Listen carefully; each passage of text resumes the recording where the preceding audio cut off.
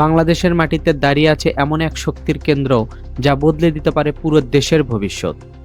এটা শুধু একটি বিদ্যুৎ কেন্দ্র নয়, এটা বাংলাদেশের প্রযুক্তিগত অগ্রগতির এক নতুন অধ্যায়।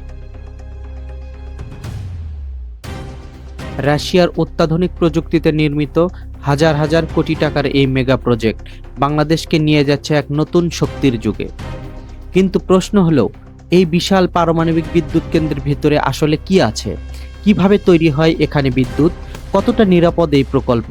আর কেন পুরো বিশ্ব তাকিয়ে আছে বাংলাদেশের এই রূপপুরের দিকে? আজ আমরা ঘুরে দেখব বাংলাদেশের সবচেয়ে আলোচিত রূপপুর পারমাণবিক বিদ্যুৎ কেন্দ্র। আসসালামু আলাইকুম বন্ধুরা, আমি এখন যে জায়গাটিতে দাঁড়িয়ে রয়েছি এটি বাংলাদেশের গর্বের একটা জায়গা, যেটি হচ্ছে রূপপুর পারমাণবিক বিদ্যুৎ কেন্দ্র। এই বিদ্যুৎ কেন্দ্রের যে চুল্লি রয়েছে সেই চুল্লি আমার পিছন থেকে দেখা যাচ্ছে খুব সুন্দরভাবে এবং স্পষ্টভাবে দাঁড়িয়ে আছে মাথা উঁচু করে। অর্থাৎ বাংলাদেশকে মাথা উঁচু করে দাঁড়িয়ে রাখার যে গৌরব অর্জন করেছে তাই রূপপুর পারমাণবিক বিদ্যুৎ কেন্দ্রের জন্য সম্ভব হয়েছে।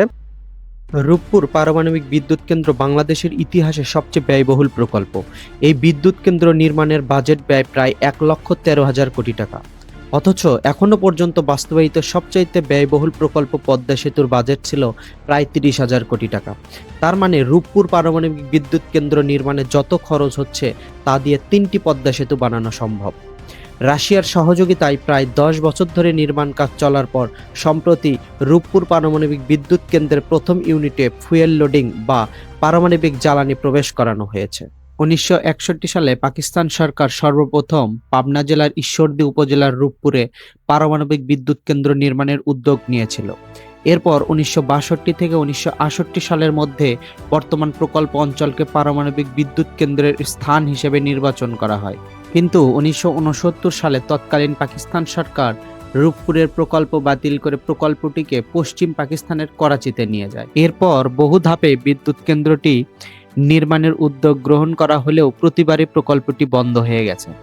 অবশেষে 2009 সালে বাংলাদেশ পরমাণু শক্তি কমিশন এবং রাশিয়ার স্টেট অ্যাটমিক এনার্জি কর্পোরেশন বা রোসাটম পারমাণবিক শক্তির শান্তিপূর্ণ ব্যবহার বিষয়ক চুক্তি করে এবং 2013 সালে তৎকালীন প্রধানমন্ত্রী শেখ হাসিনা রূপপুর পারমাণবিক বিদ্যুৎ কেন্দ্র নির্মাণের প্রথম পর্যায়ের কাজের উদ্বোধন করে।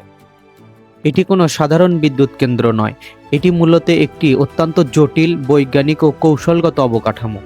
সাধারণ কয়লা বা গ্যাস ভিত্তিক বিদ্যুৎ কেন্দ্রের মতো এখানে শুধু একটি টারবাইন বসিয়ে বিদ্যুৎ উৎপাদন করা হয় না, বরং পুরো প্রকল্পটি তৈরি করতে হয়েছে আন্তর্জাতিক পারমাণবিক নিরাপত্তা মানদণ্ড বজায় রেখে। এই কেন্দ্রের প্রতিটি অংশকে এমনভাবে নির্মাণ করতে হয়েছে যেন ভয়াবহ ভূমিকম্প, বিস্ফোরণ, আগুন, প্রযুক্তিগত ত্রুটি কিংবা মানবিক ভুল হলেও বড় ধরনের দুর্ঘটনা না ঘটে। এজন্য পারমাণবিক চুল্লি বা রিঅ্যাক্টরের চারপাশে বহু স্তর বিশিষ্ট কনক্রিট সুরক্ষা ব্যবস্থা, স্বয়ংক্রিয় কুলিং সিস্টেম, জরুরি বিদ্যুৎ ব্যবস্থা, রেডিয়েশন নিয়ন্ত্রণ প্রযুক্তি এবং বিশেষ নিরাপত্তা অবকাঠামো তৈরি করা হয়েছে। শুধু তাই নয়, এখানে ব্যবহৃত যন্ত্রপাতির বড় অংশই এসেছে রাশিয়া থেকে। পারমাণবিক প্রকৌশলী বিশেষজ্ঞ, নিরাপত্তা টিম এবং অপারেটরদের দীর্ঘ প্রশিক্ষণও এই প্রকল্প ব্যয়ের বড় একটা অংশ। যদি কোনো কারণে কুলিং সিস্টেম ব্যর্থ হয় কিংবা রিঅ্যাক্টরের ভেতরের তাপমাত্রা নিয়ন্ত্রণের বাইরে চলে যায়, তাহলে বড় ধরনের দুর্ঘটনা ঘটতে পারে। বিশ্বের ইতিহাসে চেরনোবিল এবং ফুকুশিমার মতো দুর্ঘটনা পারমাণবিক বিদ্যুতের দুঃস্বপ্ন হিসেবে বিবেচনা করা হয়। আর সে কারণে এই ধরনের স্থাপনায় আন্তর্জাতিক পারমাণবিক শক্তি সংস্থা বা আইআইএর কঠোর নিরাপত্তা মানদণ্ড অনুসরণ করতে হয়। রূপপুরেও একই নিয়ম অনুসরণ করা হচ্ছে বলে কর্তৃপক্ষ জানিয়েছে। আপনারা যখন এই রূপপুর পারমাণবিক বিদ্যুৎ কেন্দ্রে ঘুরতে যাবেন, তখন এই দৃশ্য অবশ্যই আপনাদেরকে মুগ্ধ করবে। সামনে যতই এগোতে থাকবেন ততই রূপপুর পারমাণবিক বিদ্যুৎ কেন্দ্রটি স্পষ্ট হতে থাকবে।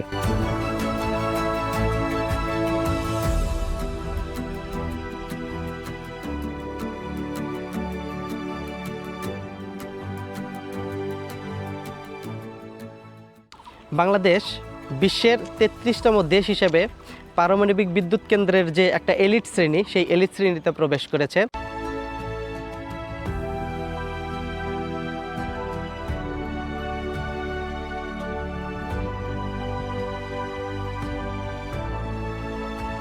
আমি এখন অবস্থান করছি রূপপুর পারমাণবিক বিদ্যুৎ কেন্দ্রের ঠিক সামনেই। আমার পিছনে এই যে রূপপুর পারমাণবিক বিদ্যুৎ কেন্দ্রের যে চুল্লিগুলো রয়েছে, এই চুল্লি, এই যে যে ব্রিজটা দেখতে পাচ্ছেন এটা হচ্ছে লালন শাহ ব্রিজ, এবং তার ঠিক ওই সাইডটাতে এখানে রয়েছে ওইটা হার্ডিং ব্রিজ। তো এই তিনটা এক জায়গাতে অবস্থিত এবং দেখতে খুবই সুন্দর।